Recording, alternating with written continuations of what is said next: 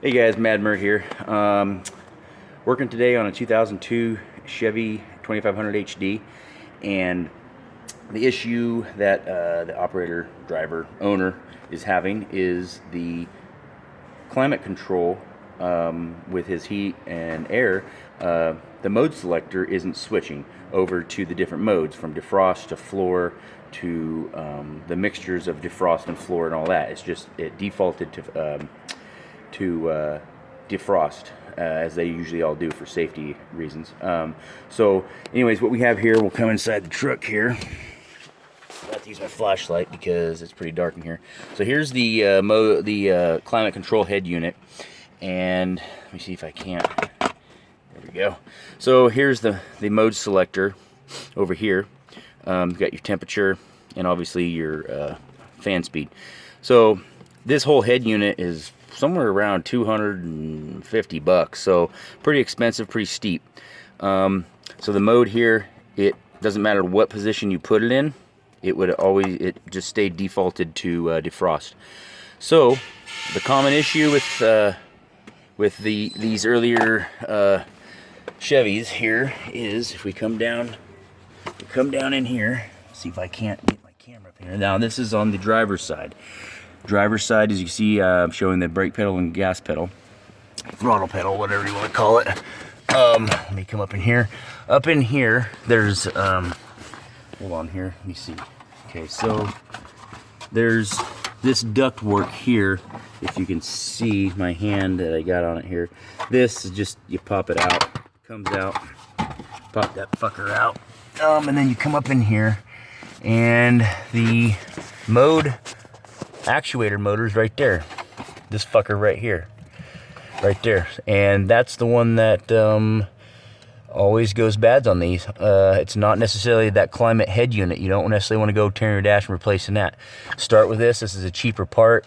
I got it at cost at like 99 bucks, roughly around 130, depending on where you get it from. I got mine from the Chevy dealership, so try to use the OEM parts. I don't run any issues. They're probably made in Taiwan anyway, but there's two screws. There's one right there, and then there's one way up there, if you can see it, and then you got the harness. And the harness actually screws in, has a tab, an ear that screws in on that screw up there.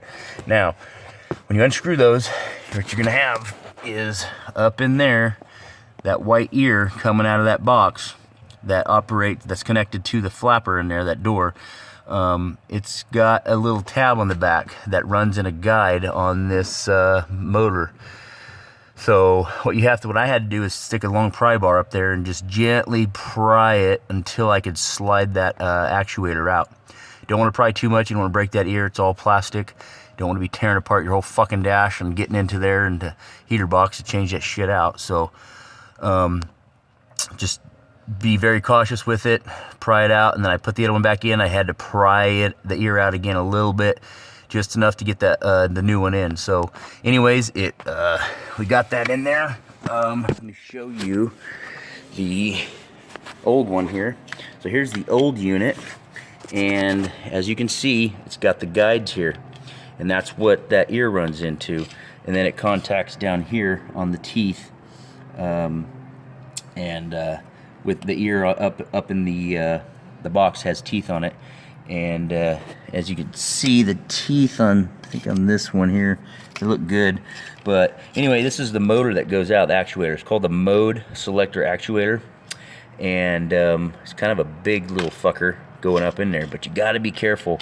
There's a knob, like I said, on the back on that ear that rides in this guide. Then if you turn it over, there's actually another knob in there that rides in here on this top one. So you got to get that selector, that ear, in this second one here, this lower guide, and then there's another one up in there that rides in here just to guide it.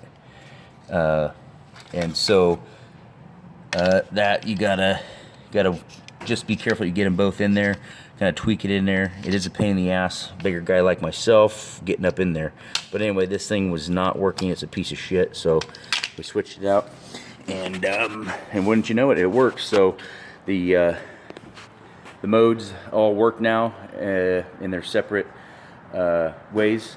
So now he'll be happy. It won't just be on defrost. You can defrost his feet and everything. So anyways, that's on them earlier Chevys. It doesn't necessarily have to be the 2500 HD. It could be 1500, 2500, 3500. This is just the one I'm specifically working on. So I would go with the motors. They usually go out before the head unit would. So anyways, fixed the problem. Took about maybe 20 minutes. It's pretty easily accessible. So anyways, hope you guys enjoyed this video, learned something to help you, guide you in a certain direction. Now all the other temperature flaps, all the other doors work, so I didn't have to fuck with any of their shit. So anyways, that was the only problem, the symptoms with this, and it worked. So like I said, I hope you guys like this. Like, comment, share, and subscribe. And I hope you guys like the videos I'm bringing to you, and that they're teaching you something, or just guiding you in the right direction, basically. So anyways, you guys have a nice day, and as always, Mad Murd out.